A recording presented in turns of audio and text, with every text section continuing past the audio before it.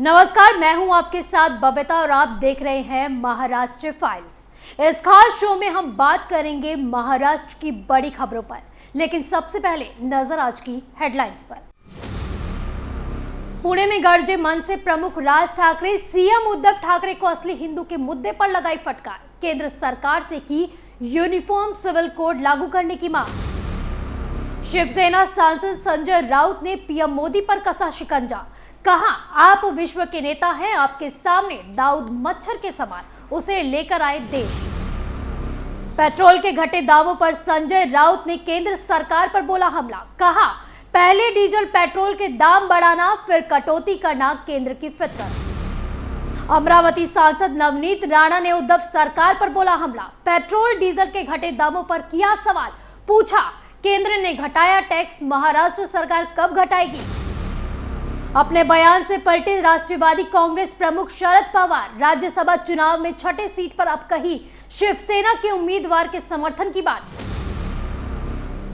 सुर्खियों के बाद अब बात करते हैं खबरों की। तो आज खबरों की शुरुआत करेंगे महाराष्ट्र नवनिर्माण सेना प्रमुख राज ठाकरे से। दरअसल राज ठाकरे ने रविवार को पुणे में जनसभा को संबोधित किया। इस दौरान उन्होंने अपने अयोध्या न जाने का कारण भी बताया, तो वहीं उद्धव सरकार पर भी हमला बोला। लेकिन जिस तीखे तेवर के लिए राज ठाकरे जाने जाते हैं, वो तीखा तेवर इस बार दिखाई नहीं दिया। पुणे में जनसभा को संबोधित करते हुए राज ठाकरे ने मुख्यमंत्री उद्धव ठाकरे से असली हिंदू को लेकर एक बयान दिया था, जिस पर पलटवार करते हुए राज ठाकरे ने कहा कि सीएम का ये बयान काफी बचकाना है। वो पूछते हैं कि कौन असली हिंदू है। इस पर मुझे हंसी आती है। ये पूछने का मन करता है कि आपकी कमीज ज्यादा सफेद है या फिर मेरी। उन्होंने कहा कि जब मैंने अपने कार्यकर्ताओं को लाउड स्पीकर पर हनुमान चालीसा बजाने के लिए कहा, तो राणा दंपति ने कहा कि वो मातोश्री के बाहर हनुमान चालीसा का पाठ करेंगे। मैं पूछना चाहता हूँ, क्या मातोश्री एक मस्जिद है जो उन्हें हनुमान चालीसा पढ़ने से रोका गया? उसके बाद राणा दंपति और शिव सैनिकों के बीच क्या हुआ सभी जानते हैं। साथ ही इस दौरान मनसे प्रमुख ने समान नागरिक संहिता की भी मांग की। उन्होंने कहा, मैं प्रधानमंत्री से यह अनुरोध करता हूं कि जल्द से जल्द समान नागरिक संहिता लाएं, जनसंख्या नियंत्रण पर कानून भी लागू किया जाए और औरंगाबाद का नाम बदलकर संभाजी नगर कर दिया जाए। मैंने अपनी अयोध्या यात्रा स्थगित करने के बारे में ट्वीट किया था। मैंने जानबूझकर बयान दिया ताकि सभी को अपनी प्रतिक्रिया देने की अनुमति मिल सके। जो लोग मेरी अयोध्या यात्रा के खिलाफ थे, वो मुझे फंसाने की कोशिश कर रहे थे, लेकिन मैंने इस विवाद में नहीं पड़ने का फैसला लिया। उन्होंने अयोध्या दौरा रद्द होने के पीछे स्वास्थ्य कारणों का भी हवाला दिया है। उन्होंने बताया कि उनके कमर और पैर में दर्द है, जिसका ऑपरेशन हुआ था और फिर होगा, जिस कारण उन्होंने ये दौरा रद्द किया है। जब से एनसीपी के नेता Nawab Malik money laundering case में फंसे हैं, तब से उनका नाम दाऊद इब्राहिम गैंग के साथ जुड़ रहा है, जिस पर अब शिवसेना के सांसद संजय राउत का बयान भी सामने आया है। संजय राउत ने इस मामले को लेकर केंद्र सरकार पर हमला बोल दिया है। दरअसल मीडिया ने जब संजय राउत से नवाब मलिक और दाऊद इब्राहिम के संबंधों के बारे में सवाल किया, तो उन्होंने ये साफ कहा कि 40 साल से कितनी सरकार केंद्र में आई और चली गई, सबके मुंह में एक ही नाम है, दाऊद। केंद्र सरकार को मालूम है कि दाऊद कहां है, किस स्थिति में है, तो पाकिस्तान जाइए और उसे पकड़कर मुंबई लाइए। वो मुंबई बॉम्ब ब्लास्ट का सबसे बड़ा गुनहगार है। राउत ने कहा कि जिस तरह से अमेरिका ने लादेन को मारा था, उसी तरीके से मोदी सरकार को भी दाऊद को पकड़कर लाना चाहिए। सिर्फ दाऊद दाऊद कहते रहने से ही कुछ नहीं होगा। इसके साथ ही संजय राउत ने कहा कि पीएम मोदी तो विश्व के नेता है, उनके सामने दाऊद सिर्फ एक मच्छर के समान है।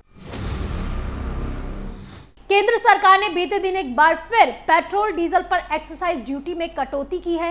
इसके बाद राजस्थान और केरल राज्य ने पेट्रोल डीजल पर वैट भी घटाया है। वहीं महाराष्ट्र में तेल की कीमतों में वैट घटाने को लेकर शिवसेना सांसद संजय राउत ने केंद्र सरकार पर निशाना साधा है। संजय राउत ने कहा कि मोदी सरकार ने अभी तक महाराष्ट्र की जीएसटी की रकम लौटाई नहीं है। अगर वो रकम लौटा देते हैं तो हम भी इस संबंध में कुछ करेंगे। उन्होंने कहा कि हमारे हजारों करोड़ रुपए केंद्र सरकार के ऊपर बकाया है। वहीं उन्होंने ये भी कहा कि पेट्रोल और डीजल की कीमतों को कम करने का फैसला मुख्यमंत्री लेंगे, लेकिन केंद्र सरकार पहले 15 रुपए बढ़ाती है और फिर बाद में 9 रुपए कम कर देती है। ये केंद्र सरकार की फितरत है। तेल की कीमतों को कम करने की जिम्मेदारी केंद्र सरकार की ही है। यानी संजय राउत के लिए एक कहावत बिल्कुल सटीक बैठ रही है कि चित भी मेरा और पट भी मेरा, अच्छा करो तब भी बुरा और बुरा करो तब भी। एक कहावत है कि एक बाप बेटे घोड़े पर चढ़कर कहीं जा रहे थे, तभी रास्ते में कुछ लोगों ने देखा और कहा कि कितने जालिम आदमी हैं, दोनों बेचारे जानवर पर जुल्म कर रहे हैं। जिसके बाद बाप उतर गया। कुछ दूर आगे चले तो लोगों ने कहा कि कितना बेकार बेटा है, बाप पैदल चल रहा है और ये मजे से घोड़े पर बैठा है। जिसके बाद उसने अपने पिता को घोड़े पर बैठा दिया और खुद पैदल चलने लगा। कुछ दूर और आगे बढ़ने पर लोगों ने फिर कहा कि देखो कैसा बाप है, खुद घोड़े पर आराम से बैठा है और अपने बेटे को पैदल चला रहा है। फिर दोनों बाप बेटे नीचे उतर गए और घोड़े को उठाकर चलने लगे और कुछ दूर आगे बढ़े तो लोगों ने फिर से कह दिया कि देखो कैसे बेवकूफ लोग हैं, खुद पैदल चल रहे हैं और घोड़े को उठाकर चल रहे हैं और घोड़े को उठा रखा है।